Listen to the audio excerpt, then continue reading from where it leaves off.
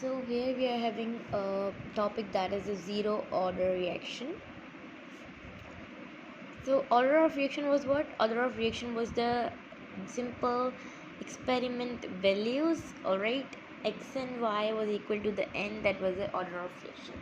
For example, this is the reactant and converted into the product.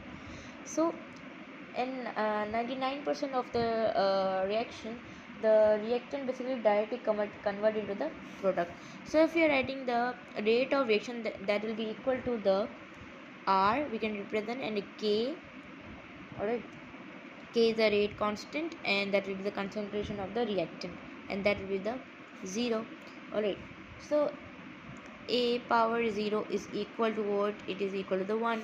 So the rate of reaction will be equal to the K. Alright, so it shows that the rate of reaction is equal to the void, it is equal to the K constant. Alright, so if we talk about as the reaction basically goes on, so the concentration of the reactant will get decreased. Alright, the concentration of reactant will get decreased and you convert into the product. But the in zero order there is a term that the rate of reaction will not decrease. Rate of reaction will not decrease. Alright, but the concentration of the reactant will get decreased, but the rate of reaction will not get decreased. So we can say the rate is independent of concentration or the time. For example, I am making a graph. Here we are having the concentration of the time, and here we are having the concentration of the rate. So here you can see that it is the rate of reaction is not getting effect after the reaction, so that means that is independent. That means it is independent.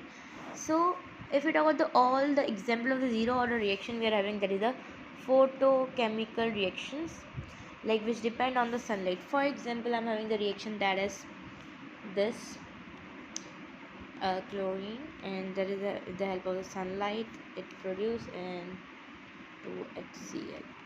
Alright, so if we talk about the rate of reaction of this, that will be the equal to what? That will be equal to the H2 0 and Cl2 0. So 0 plus 0, that will be equal to the 0. So that will be the zero order of reaction. Let's take another example. We are having the decomposition of the ammonia like this, and we are having a catalyst here, that is the tungsten, which is the element is used to produce this reaction. Alright, and if we talk about this order of reaction, that will be equal to the ammonium. Why we are writing the concentration of reactant? Because as you guys, on the rate of reaction is directly proportional to the concentration of the reactant.